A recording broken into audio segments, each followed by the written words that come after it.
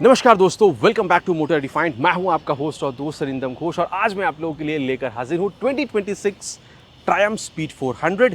Title thumbnail से आप लोगों ने बिल्कुल समझ लिया है। वीडियो के दौरान मैं आप लोगों के साथ इस बाइक की एक डिटेल राइड रिव्यू शेयर करूंगा, लेकिन सिर्फ राइड एक्सपीरियंस ही नहीं, 2026 इस मॉडल में क्योंकि 398 से 349 सीसी पे उतारा गया है, क्या क्या चेंजेस आप लोगों को यहाँ पर मिलेगा, सबके बारे में डेप्थ यहाँ पर डिस्कशन करेंगे। फीचर, स्पेसिफिकेशन, प्राइस, माइलेज के बारे में बात करेंगे और इस बाइक की जो कॉम्पिटिशन है, अगर आप इस बाइक को उसके साथ कंपेयर भी करते हैं तो खरीदना आप लोगों के लिए बाइक 350, 400, 450 सीसी तक कितना सही हो सकता है, इसके बारे में इन डेप्थ डिस्कशन करेंगे। चलिए दोस्तों शुरू करते हैं। दोस्तों रिव्यू की शुरुआत वॉक अराउंड के साथ करेंगे और सबसे पहले हर वीडियो की तरह जो की है ये आप लोग देख लीजिए, बात बिल्कुल सेम है। बाकी अभी ये राइड आप कह सकते हैं टेस्ट राइड के हिसाब से रखा गया तो स्टिकरिंग वगैरह चढ़ाई गई, लेकिन हाँ ट्रायम्फ के लोगों के साथ वेव की जैसे पहले आप लोगों ने देखा था वही आप लोगों को अभी भी मिल रहा है। बाकी देखिए कलर अगर आप लोग देख रहे हैं पहले जैसे ही आप लोगों को आप कह सकते हैं 4 से 5 कलर जो आप लोगों को पहले मिलता था वो अभी भी आप लोगों को यहाँ पर मिला, लेकिन मोटा मोटा 3 बड़ा चेंज यहाँ पर हुआ है। इस बारे में सबसे पहले जो बात है वो मैं आप लोगों को यहाँ पर बताना चाहूँगा।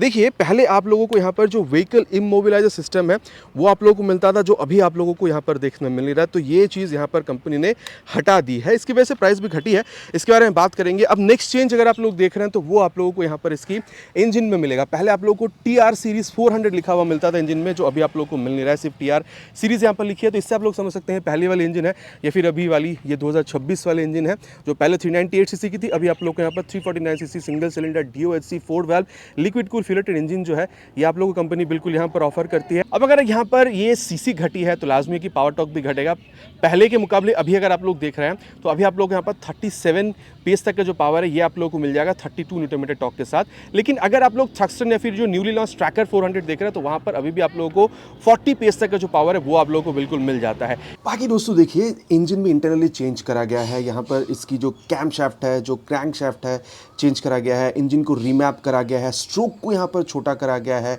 कंबशन चेंबर जो है उसमें भी यहाँ पर चेंजेस करी गई है, तब जाके यहाँ पर इसको करीबन 50 सीसी घटाया गया है। ऐसा नहीं है कि बस बो स्ट्रोक छोटा कर दिया गया और काम बन गया, नहीं, आप कह सकते हैं कि अंदर में ना बहुत सारी इंजीनियरिंग नई करी गई है यहाँ पर। इसके अलावा अगर आप लोग देख रहे हैं तो अभी भी यहाँ पर आप लोगों की जो स्लिप एंड असिस्ट क्लच है या फिर 6 स्पीड गियर बॉक्स आपको बिल्कुल मिलेगा, 1 डाउन 5 अप। और पहले के मुकाबले अभी यहाँ पर जो पावर घटी है इसके हिसाब से कितनी यहाँ पर परफॉर्मेंस में ऊपर नीचे हुआ इसके बारे में हम लोग चलते हुए बात बिल्कुल करेंगे। और अगर आप लोग देख रहे हैं क्रैश गार्ड काफ़ी तगड़ी और पहले जैसे अभी भी आप लोग यहाँ पर ये जो रेडिएटर का सेटअप है काफ़ी तगड़ा वाला आप लोगों को यहाँ पर बिल्कुल मिल जाता है। तो ये था इसका नेक्स्ट चेंज। बाकी अगर आप लोग यहाँ पर तीसरी चेंज की ओर जा रहे हैं तो प्राइस में मोटा मोटा पहले के मुकाबले 7,000 रुपये तक अभी यहाँ पर घटा दिया गया है। जो पहले 2,39,000 तक आप लोगों को यहाँ पर अप्रॉक्सीमेटली मैं कहूँगा एक शोरूम प्राइस मिलता था, वेस्ट बंगाल के हिसाब से मैं बता रहा हूँ, अभी 2,32,000 के हिसाब से आप लोगों को मिल रहा है। 7,000 रुपये घटा है। बाकी अभी आप लोग यहाँ पर प्राइस कितनी पे करनी होगी ऑन रोड प्राइस वो भी मैं आपको बताऊंगा, लेकिन उससे पहले समझ लेते हैं कि ओवरऑल चीज़ें हमें यहाँ पर कंपनी ऑफर क्या क्या करती है।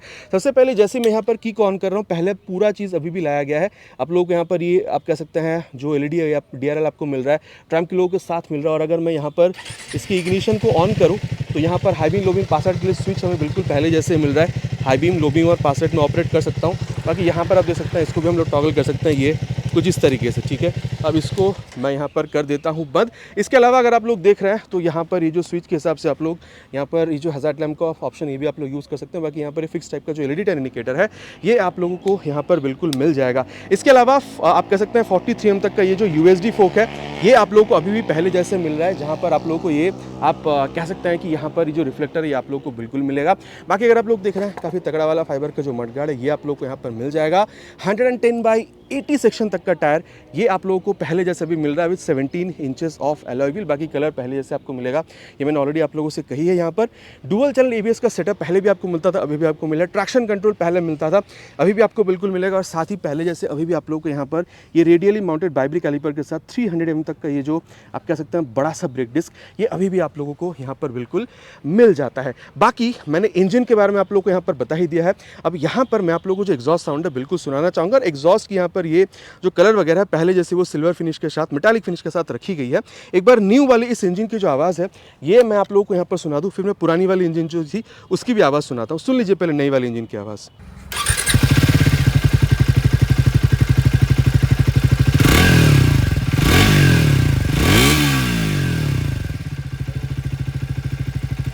ये था नया वाला इंजन है। पुरानी वाले जो इंजन उसकी भी आवाज़ सुन लीजिए।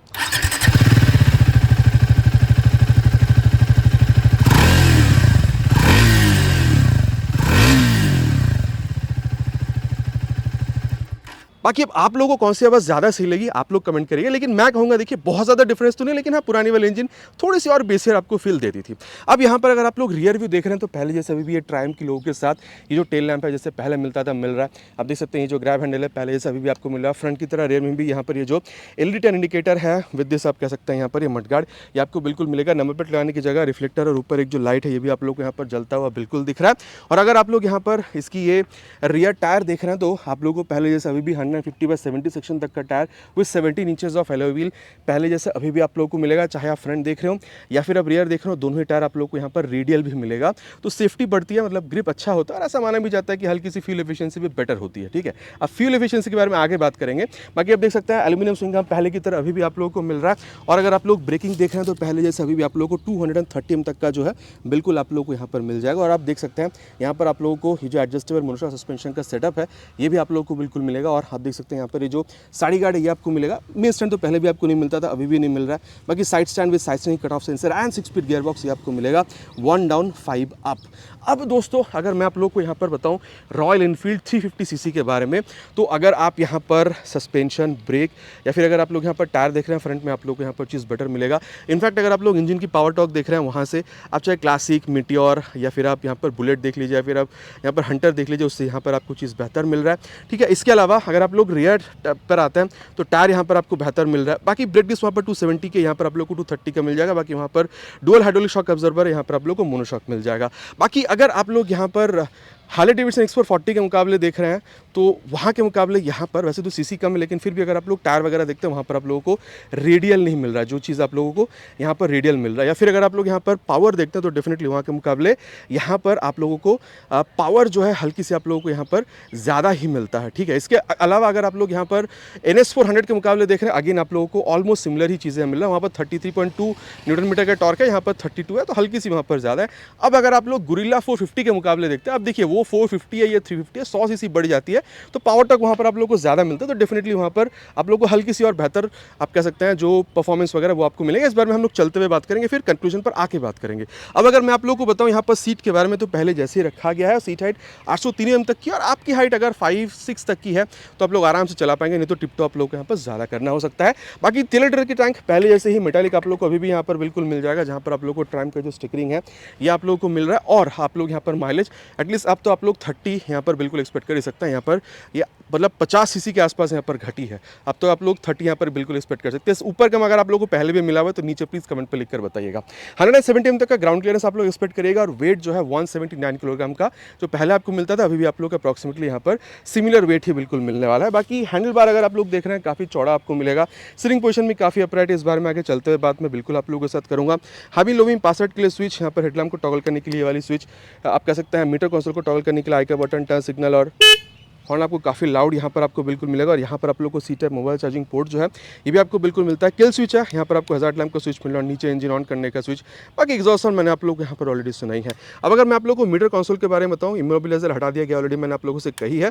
और ये सेमी डिजिटल मीटर कंसोल है, यहाँ पर आपको एनालॉग मिल रहा है, यहाँ पर आप लोग को डिजिटल मिल रहा है। ये स्पीडोमीटर आप लोग को मिल जाएगा, यहाँ पर गियर प्रेशर सेंसर है, यहाँ पर आप लोग को टैकोमीटर मिल रहा है। और अगर आप लोग देख रहे हैं तो यहाँ पर आप लोग को ओडोमीटर जो है ये भी बिल्कुल बता रही है। इसके अलावा अगर आप लोग देख रहे हैं तो फ्यूल गैस सेंसर है, टाइम आप लोग को यहाँ पर बता देगी। इसके अलावा ट्रिप आपको बता रही है, ट्रिप 1-2, देन किलोमीटर्स पर लीटर मतलब माइलेज वगैरह जो ये आपको बता देगी। डिस्टेंस टू एम्प्टी ये भी आप लोगों को बताती है। ट्रैक्शन कंट्रोल पहले भी मिलता था, अभी मिलता है, ऑलरेडी मैंने बता दिया आप लोगों को। अगर आप ऑन या फिर ट्रैक्शन कंट्रोल को ऑफ करना चाहें तो वो भी आप लोग यहाँ पर बिल्कुल कर सकते हैं। तो ये था यहाँ पर इसका ओवरऑल फील के बारे में बात। बाकी अगर आप लोग यहाँ पर ये क्लच या फिर अगर आप लोग ब्रेक लीवर देख रहे हैं तो 5 स्टेप एडजस्टेबल ये आप लोग को मिल जाता है। आप कह सकते हैं कि बार एंड मिरर वगैरह ये भी आप लोगों को काफ़ी स्टाइलिश यहाँ पर महसूस होगी। साथ ही रेट्रो फील को मेंटेन करने के लिए गोल्ड मिरर पहले जैसा अभी भी आप लोगों को यहाँ पर बिल्कुल मिल जाता है। अब अगर मैं आप लोगों को यहाँ पर प्राइस के बारे में बताऊँ तो 2,80,000 से 2,82,000 के आसपास जो है अप्रॉक्सीमेटली वेस्ट बंगाल कृष्णनगर हिसाब से अगर मैं आपको बताऊं तो ये आप लोगों को देखने मिल सकता है। मतलब वेस्ट बंगाल में अगर आप लोग मोटा मोटा पकड़ कर चल रहे हैं तो अब क्या यहाँ पर चेंज हुई है, यहाँ पर आप कह सकते हैं कंपटीशन के मुकाबले चीज़ें आप लोग को यहाँ पर क्या मिल रहा है, एवरीथिंग इन डिटेल मैंने आपको बता दिया। चलिए अब राइट पर चलता है, समझने की कोशिश करते हैं कि अभी आप लोगों को ये जो पावर ड्रॉप है इस वजह से क्या चलाने में आप लोगों को डिफरेंट फील मिलता है। और दोस्तों अब यहाँ पर राइट रिव्यू की शुरुआत करेंगे अब दिस न्यू 2026 ट्रायम्फ स्पीड 400 की, जहाँ पर इंजन 349 सीसी की कर दी गई है 398 सीसी से उतारकर। बाकी देखिए सीट हाइट आप लोगों को सेम मिल जाएगा 803 mm तक की। रियर फिटेड फुट पेग है, ऑलमोस्ट अपराइट ही बैठ रहे हैं, बहुत ज़्यादा झुकने की जरूरत है, बहुत सी हल्का सा आप झुक रहे हैं। बाकी सीट की कंफर्ट अगर आप देख रहे हैं पहली जैसी ही है, not very soft not very hard, is on the mid side. बाकी अगर आप लोग देख रहे हो, मैंने बताया है स्पेस आपको काफ़ी मिलेगा पिलियन के लिए, पकड़ के बैठने के लिए। ग्रैब हैंडल भी आपको काफ़ी अच्छा खासा यहाँ पर मिल जाता है। हैंडल बार की चौड़ाई भी आप लोगों को पहले जैसे काफ़ी यहाँ पर बढ़िया बिल्कुल मिल रहा है। और चलिए अब यहाँ पर शुरुआत करते हैं। फर्स्ट गियर और ये सेकेंड गियर, थर्ड गियर। भाई अगर आप ये समझ रहे हैं कि 398 से उतारकर 349 पर कर दिया गया है, तो इसकी जो टॉर्क की नेचर थी, टॉर्की नेचर जो गाड़ी टानती थी थ्रॉटल ओपन करने पे, वो खत्म हो गई, ऐसा नहीं है। हाँ, इनिशियल में शायद हल्का सा आप लोगों को फील होगा कि पहले शायद ज़्यादा खिंचती थी, लेकिन अभी भी आप लोगों को बेहतरीन तरीके से बिल्कुल खिंचती हुई नजर आ रही है। इसमें मेरे हिसाब से आप लोगों को कोई दुराहा नहीं होनी चाहिए। और अभी यहाँ पर आप लोगों को स्लिप एंड असिस्ट क्लच जो है वो भी मिलता है, तो वो भी टेस्ट करके एक बार देख लेते हैं।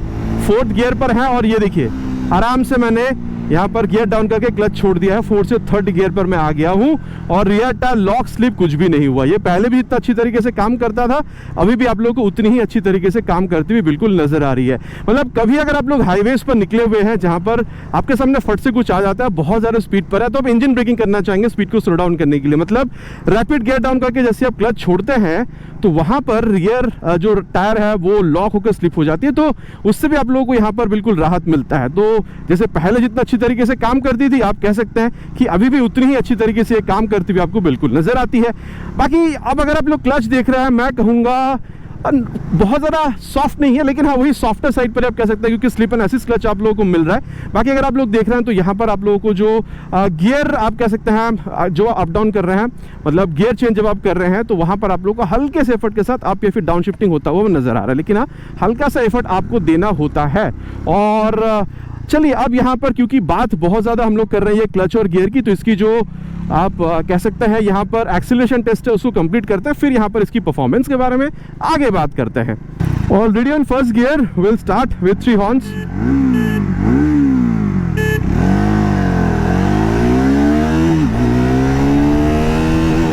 $80 crossed,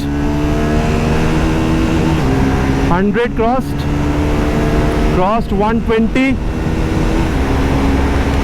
and 140 also crossed and heading towards 150 now. ओहो, इससे ज्यादा भी मैं जा सकता था, 150 भी टच कर दे रही थी। तो आप लोगों ने यहाँ पर 0 to 60, 100, 120, 140 ये आप लोगों ने देख लिया है। मैं इतना कह सकता हूं दोस्तों कि जैसे मैं शुरुआत में भी कह रहा था, इनिशियल में हल्के से शायद वो आप लोगों को समझ में आ रही है, लेकिन अभी भी मजा खत्म नहीं हुआ है, मजा बरकरार है, मतलब खींच रही है अभी। टॉर्की नेचर इंजन के भी आपको बिल्कुल यहाँ पर मिलता है, उसमें कोई दुरा नहीं है। हाँ, हल्के से शायद आपको ड्रॉप फील हो इनिशियल में, लेकिन जब आप मिड रेंज या फिर टॉप एंड पे पहुंचेंगे तो आप लोगों को वो जो टॉर्की नेचर या फिर वो जो टानती है बाइक, वो जो खिंचती है, वो अभी भी आप लोगों को यहाँ पर काफी बेहतरीन तरीके से मिलने वाला है। मेरे हिसाब से आप लोगों को वहां पर बहुत ज्यादा प्रॉब्लम फील नहीं होनी चाहिए इस 2026 ट्रायम्फ स्पीड 400, जहां पर आप लोगों को 349 सीसी का इंजन मिल रहा है इसमें अभी भी। बाकी देखिए मैं कहूंगा यहाँ पर स्टेबिलिटी में पहले जैसे ही है, कोई प्रॉब्लम आपको फील नहीं होगा। डायनेमिक्स में कोई चेंज आप लोगों को मेरे हिसाब से फील नहीं होनी चाहिए। बाकी अगर आप लोग यहाँ पर ये वाइब्रेशन वगैरह देख रहे हैं, मेरे हिसाब से पहले जैसे ही है। 85-90 तक आते आते 80 से 90 के बीच में आप लोगों को हल्की सी जो वाइब है वो आप लोगों को फील होना शुरू होता है। बट इस वजह से ऐसा नहीं है कि आप लोग खरीदेंगे नहीं तो बहुत ज्यादा वाइब्रेशन, ऐसा नहीं कहूंगा। DOHC सीसी के मतलब DOHC इंजन के हिसाब से, सेटअप के हिसाब से जैसा वो फील आपको मिलता है कि इंजन की जो कैरेक्टर होती है वो आप लोगों को यहाँ पर बिल्कुल फील हो रहा है। बाकी हाँ, अगर आप लोग देख रहे हैं यहाँ पर इंजन हीटिंग की, तो हाँ अगर आप लोग स्लोअर स्पीड लोअर गियर्स पे चला रहे हैं तो हल्की सी आप लोगों को वो फील हो सकती है। बट हाँ, वो ऐसा नहीं है कि हर वक्त फील होगा। अगर आप लोग 50-60 पे चला रहे हैं मेरे हिसाब से, तब तो एटलीस्ट आप लोगों को फील नहीं होनी चाहिए। और अगर आप लोग यहाँ पर कंफर्टेबल क्रूजिंग स्पीड देखते हैं, अगर आप लोग ओकेशनल लॉन्ग राइड के लिए देख रहे हैं, तो मेरे हिसाब से आप 100-110 तक तो आराम से मानकर चल सकते हैं, उससे ऊपर भी आप चला सकते हैं। 150 के करीब तो मैंने खींचकर आपको बता दिया है। लेकिन हाँ, वही एक स्वीट स्पॉट आप कह सकते हैं 100-110 तक आप आराम से इसको कंफर्टेबल क्रूजिंग स्पीड मानकर चल सकते हैं। मैं अगेन आप लोगों से कहूंगा पहले के मुकाबले इनिशियल में हल्का सा शायद आपको यहाँ पर स्पीड हल्का सा शायद ये कम पकड़ रही है, लेकिन mid range top and performance आप लोगों को अभी भी बहुत गजब आप लोगों को मिल रहा है। इनिशियल में भी ऐसा नहीं है कि बहुत ज्यादा ड्रॉप है, लेकिन अगेन हल्की सी आप लोगों को फील हो सकती है कि पहले के मुकाबले शायद थोड़ी सी कम खींच रही हो, लेकिन मजा अभी भी आप लोग यहाँ पर बरकरार मिलेगा, मैं अगेन कहूंगा। ठीक है, और दोस्तों अब जिस बारे में बात करेंगे वो है इस बाइक की ब्रेकिंग। मोटा मोटा इसको 70 के आसपास ले चलेंगे, 80 से ऊपर चले गए हैं करीबन 90 पे, और फिर मैंने ब्रेक किया है। पीछे देखकर ही ब्रेक किया था मैंने, बहुत ज़्यादा पीछे कोई था नहीं। ठीक है, संभाल के ब्रेक करना पड़ता है भाई, पीछे अगर कोई है तो आगे ठुक जाएगा लेकिन हाँ, यहाँ पर ब्रेकिंग आप काफ़ी कॉन्फिडेंस के साथ कर सकते हैं। ठीक है, और ऑलमोस्ट 90 पे जाके मैंने यहाँ पर ब्रेक करा था। अब देखिए ऐसा फील नहीं है कि झट से रोक दे रही है, लेकिन काफ़ी सही तरीके से आपको रोक रही है, आपको डरा कर नहीं रोक रही है। ब्रेकिंग यहाँ पर 300 mm तक का फ्रंट पे आपको जो डिस्क मिलेगा वो काफ़ी बेहतरीन तरीके से काम कर रही है और पहली जैसी ही है। ठीक है, एबीएस अभी फील नहीं है, लेकिन एबीएस काम करती है, उसमें डरने का कोई बात नहीं है। रियर में वैसे कोई है नहीं। चलिए दोबारा 80 तक ले जाएंगे, और ये रियर ब्रेकअप 80 पे ले जाके रियर ब्रेक 230 mm का आप लोगों को रियर में ब्रेक मिलता है, इज ऑन प्रोग्रेसिव साइड आप कह सकते हैं ना। मतलब जैसे आप रियर ब्रेक पे पैर रख रहे हैं, हल्का सा स्पीड आप लोगों को स्लो डाउन होता हुआ नजर आ रहा है। ठीक है, बहुत ज़्यादा आप लोगों को यहाँ पर फ्रंट की तरफ बहुत ज़्यादा रिस्पॉन्स नहीं मिलेगा। अमूमन हर बाइक या स्कूटर में यही होता है, प्रोग्रेसिव नेचर की होती है। रियर ब्रेक पे पैर रखने से हल्का सा स्पीड का स्लो डाउन होना चीज़ आप लोगों को यहाँ पर भी सेम मिल रहा है, लेकिन बेस्ट होता है रियर के संग संग बाद अगर आप लोग फ्रंट ब्रेक को प्रोपोर्शनल वे में अप्लाई करते हैं तो चलिए वो भी देखते हैं। पीछे वैसे कोई है नहीं, और अब ये भी 80 पे ले जाके रियर विथ फ्रंट, पीछे बार बार देखकर ही ब्रेक कर रहा हूं मैं। ठीक है, तो देखिए मैं कहूँगा ओवरऑल ब्रेकिंग आप लोगों को यहाँ पर ज़बरदस्त मिलेगा। ठीक है, अगर आप लोग प्रोपोर्शनल वे में ब्रेकिंग कर रहे हैं तो बेस्ट आप लोगों को यहाँ पर ब्रेकिंग रिस्पांस जो है ये भी आप लोगों को मिल जाएगा। मेरे हिसाब से ब्रेकिंग में आप लोगों को यहाँ पर शिकायत नहीं होनी चाहिए। ठीक है, और अब अगर मैं आप लोगों को बताऊँ सस्पेंशन के बारे में, तो देखिए जिस तरीके से आप लोगों को ये ऑन पेपर ये मोनोशॉक और यूएसडी से आप लोगों को वो स्टिफनेस फील होता है, ऑन रोड चलाते वक्त भी वो स्टिफनेस आप लोगों को यहाँ पर डेफिनेटली फील होने वाला है। मतलब आप कह लीजिए हाई स्पीड, टॉप स्पीड, या फिर अगर आप लोग कॉर्नरिंग वगैरह करना चाहते हैं, आप लाजवाब मक्खन तरीके से कर सकते हैं। देखिए हल्का सा अगर गड्ढा या फिर हल्का बम कहीं पर आता है तो ठीक है, लेकिन जैसे ही आप लोग ये देखिए, ये थोड़ा सा वो पिच गिरा हुआ था रास्ते पे, उससे जब मैं गुजरा तो भी मुझे यहाँ पर जो झटका है वो मुझे फील हो रहा है। आप चाहे थोड़ा गड्ढे पर जाइए, थोड़ा आप यहाँ पर बम पर जाइए, डेफिनेटली जो झटका है वो आपको फील होगा। अब देखिए यूएसडी और मोनोशॉक में से वो सेटअप में से वो मिलना भी चाहिए, और वो मिल भी रहा है। जो ऑन, ये देखिए मेरा आवाज़ सबको समझ में आया होगा, जो ऑन पेपर आप लोगों को दिख रहा है कि हाँ स्टिफ होगा, वो आप लोगों को एक्चुअल फील भी हो रहा है चलाते वक्त। बाकी अगर मैं आप लोगों को बताऊँ यहाँ पर ओवरऑल फील के बारे में, तो देखिए जब इस तरीके से खेलने की कोशिश कर रहे हैं 179 180 किलोग्राम ऑलमोस्ट आप कह सकते हैं अप्रॉक्सीमेटली इसकी वेट है, 179 टू बी प्रिसाइज, लेकिन चलाते वक्त आप लोगों का ऐसा ये बहुत ज़्यादा भारी या फिर यहाँ पर हल्का ही फील नहीं होता। बहुत ही ज़्यादा आप कह सकते हैं बैलेंस्ड बाइक जो है ये आप लोगों को यहाँ पर ये बिल्कुल फील देती है। ओवरऑल कंफर्ट के बारे में देखिए झटका आप लोगों को मिलेगा, लेकिन इस तरीके से अगर आप लोग सही रोड पर चला रहे हैं तो high speed, top speed, cornering, ठीक है, स्ट्रेट लाइन स्टेबिलिटी, ये आप लोगों को यहाँ पर काफ़ी बेहतरीन बिल्कुल समझ में आने वाला है। अब रियर भी मेरा काफ़ी अच्छा खासा रियर भी देती है, स्पीडोमीटर, ओडोमीटर, टैकोमीटर, ठीक है, गियर पोजिशन सेंसर सब कुछ मिल रहा है। बाकी ब्लूटूथ मिलने से और ये बेहतर हो सकता था, बाकी इसके बारे में आप लोग बिल्कुल बताइएगा। बाकी मोबाइल चार्जिंग पोर्ट जो C-Type वाला वो भी आप लोग को यहाँ पर मिल जाता है।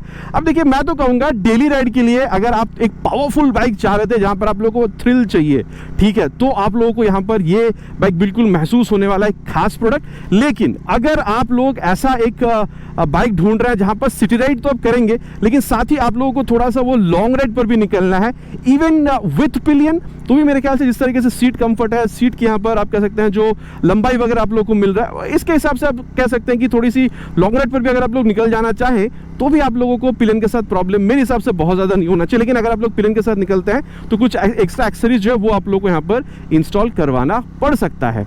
बाकी दोस्तों बात यहाँ पर कर चुके हैं कि आप लोगों को चीज़ें मिल क्या रहा है। बाकी यहाँ एक्सेलरेशन में इनिशियली थोड़ा सा शायद आप लोगों को फील होगा कि पहले के मुकाबले अभी यहाँ पर जो पावर है शायद हल्की से आप लोगों को ड्रॉप फील होगी, लेकिन जब आप मिड रेंज या फिर टॉप एंड तक पहुंचेंगे तो काफ़ी बेहतर परफॉर्मेंस आप लोगों को अभी भी यहाँ पर बिल्कुल मिल रहा है। ऑलरेडी मैंने आप लोगों से कही है। चलिए अब चलते हैं कंक्लूजन पर और फिर जाकर बात करेंगे कि फिर अगर आप इस बाइक को इसकी कॉम्पिटिशन के साथ कंपेयर कर देखते हैं तो ये बाइक खरीदना आप लोगों के लिए कितना सही हो सकता है। और दोस्तों अबे सत्यवचन की घड़ी कंक्लूजन का समय है कि फिर ये बाइक खरीदना आप लोगों के लिए कितना सही हो सकता है। देखिए कंपटीशन के बारे में ऑलरेडी मैंने आपको बताया है। अगर आपकी बजट यहाँ पर 40-45 हज़ार रुपये कम भी है, आप लोग NS 400 पे जा सकते हैं। लेकिन हाँ, अगर आप लोग यहाँ पर रॉयल एनफील्ड के मुकाबले देख रहे हैं, थोड़ी सी वो और ज़्यादा रेट्रो वाली फील देती है, थोड़ा सा और ज़्यादा वो क्रूजिंग सेंस वो ज़्यादा बनाती है, तो हाँ, वो बाइक भी आप लोग खरीद सकते हैं।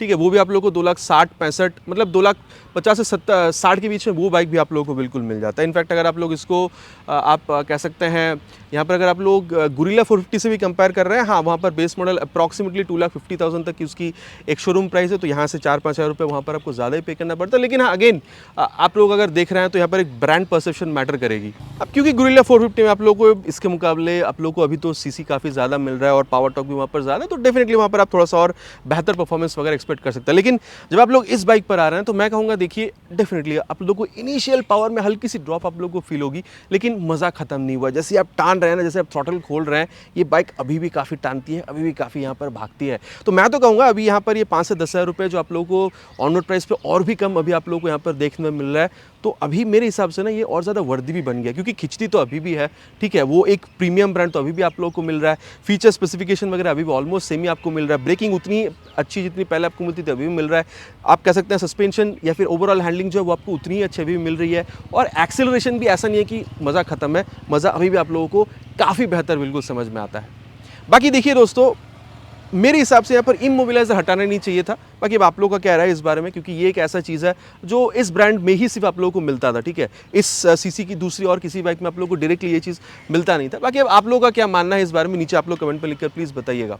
आशा करता हूँ वीडियो आप लोगों को पसंद आई है। आप बिल्कुल कमेंट पर लिखकर बताइएगा कि जो प्राइस ड्रॉप हुई है या फिर यहाँ पर जो सीसी ड्रॉप हुई है, पावर ड्रॉप हुई है, इस वजह से क्या आप इस बाइक को खरीदेंगे या फिर इसकी कॉम्पिटिशन में दूसरी और बाइक आप देखना पसंद करेंगे या फिर खरीदना पसंद करेंगे। अगर वीडियो अच्छी लगी है दोस्तों, प्लीज़ वीडियो में एक लाइक कर दीजिएगा। चैनल पर अगर आप लोग पहली बार आ रहे हैं तो सब्सक्राइब करके बेल बटन कॉल पे हिट करना प्लीज़ नहीं भूलिएगा। अगेन इट्स माय रिक्वेस्ट, बहुत जल्द मुलाकात होगा चैनल पर आप लोगों से इसी तरीके से एक नया वीडियो में बाइक का स्कूटर के साथ। Till then ride safe and जय हिंद।